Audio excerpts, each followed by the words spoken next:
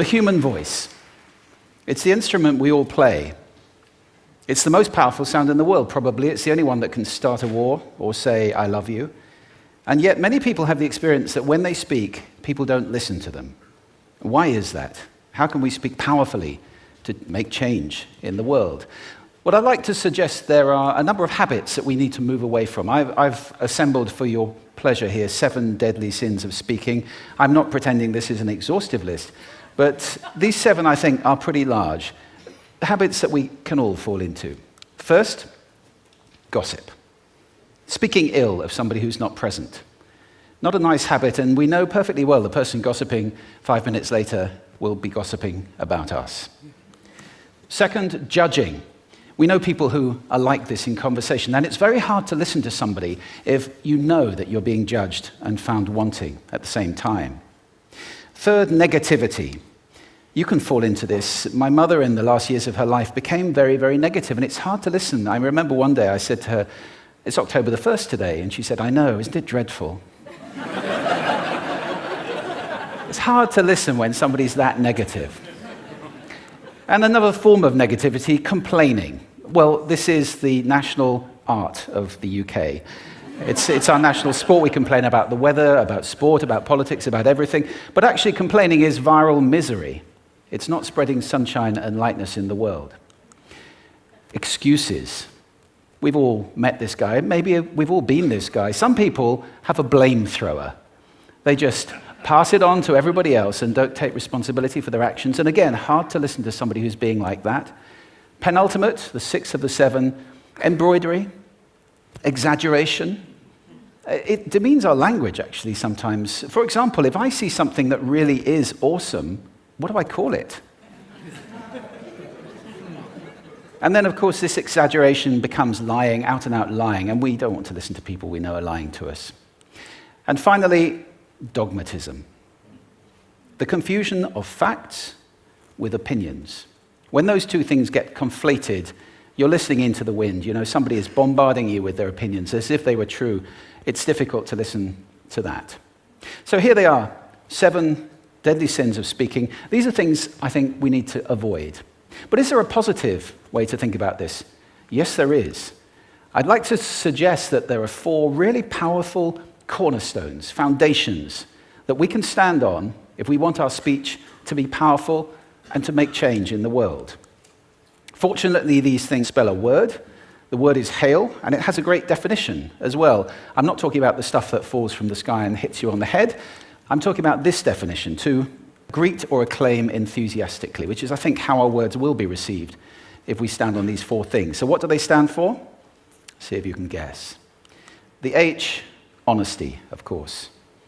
Being true in what you say, being straight and clear. The A is authenticity, just being yourself. A friend of mine described it as standing in your own truth, which I think is a lovely way to put it. The I is integrity, being your word, actually doing what you say, and being somebody people can trust. And the L is love. I don't mean romantic love, but I do mean wishing people well. For 2 reasons. First of all, I think absolute honesty may not be what we want. I mean, my goodness, you look ugly this morning. Perhaps that's not necessary. Tempered with love, of course, honesty is a great thing. But also, if you're really wishing somebody well, it's very hard to judge them at the same time. I'm not even sure you can do those 2 things simultaneously.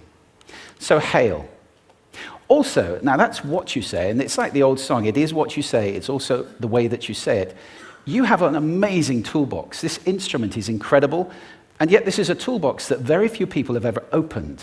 I'd like to have a little rummage in there with you now, and just pull a few tools out that you might like to take away and play with, which will increase the power of your speaking. Register, for example. Now, falsetto register may not be very useful most of the time, but there's a register in between. I'm not going to get very technical about this for any of you who are voice coaches. You can locate your voice, however. So if I talk up here in my nose, you can hear the difference. If I go down here in my throat, which is where most of us speak from most of the time, but if you want weight, you need to go down here to the chest. You hear the difference? We vote for politicians with lower voices. It's true, because we associate depth with power and with authority. That's register. And we have timbre. It's the way your voice feels. Again, the research shows that we prefer voices which are rich, smooth, warm, like hot chocolate.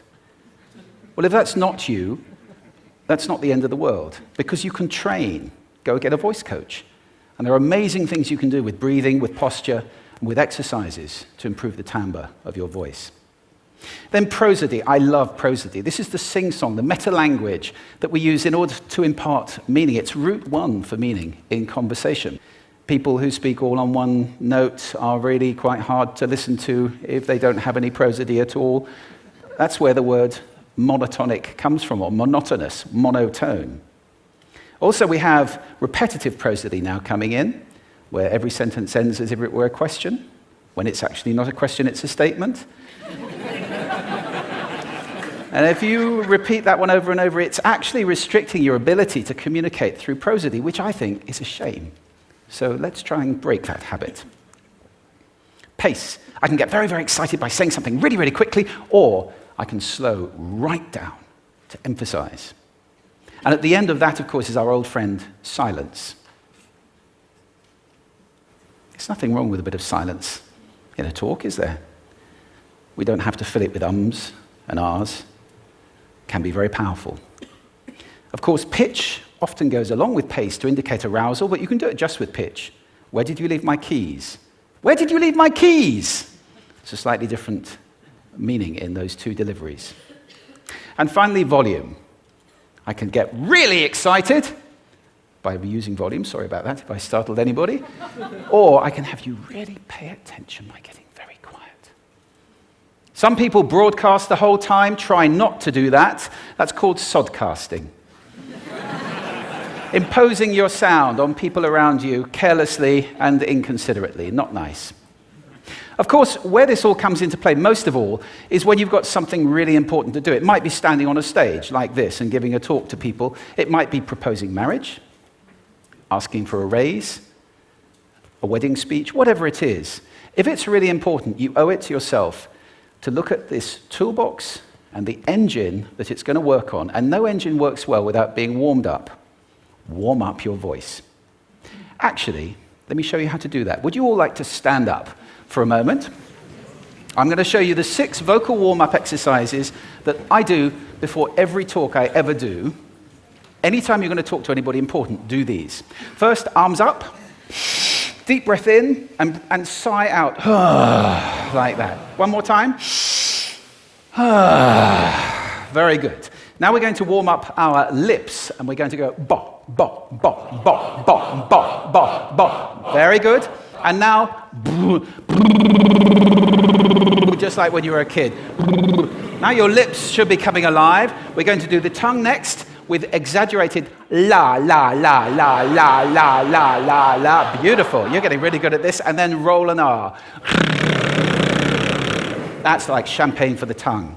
Finally, and if I can only do one, the pros call this the siren. It's really good. It starts with we and goes to or. The we is high, the or is low. So you go wee, oh, wee.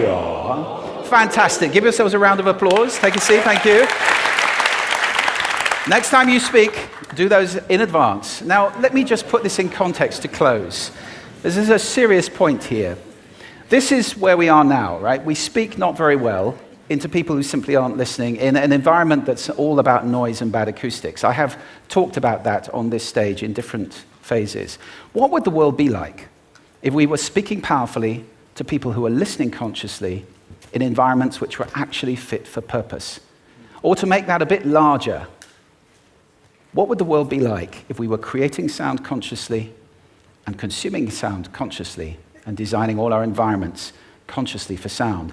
That would be a world that does sound beautiful, and one where understanding would be the norm. And that is an idea worth spreading. Thank you. Thank you.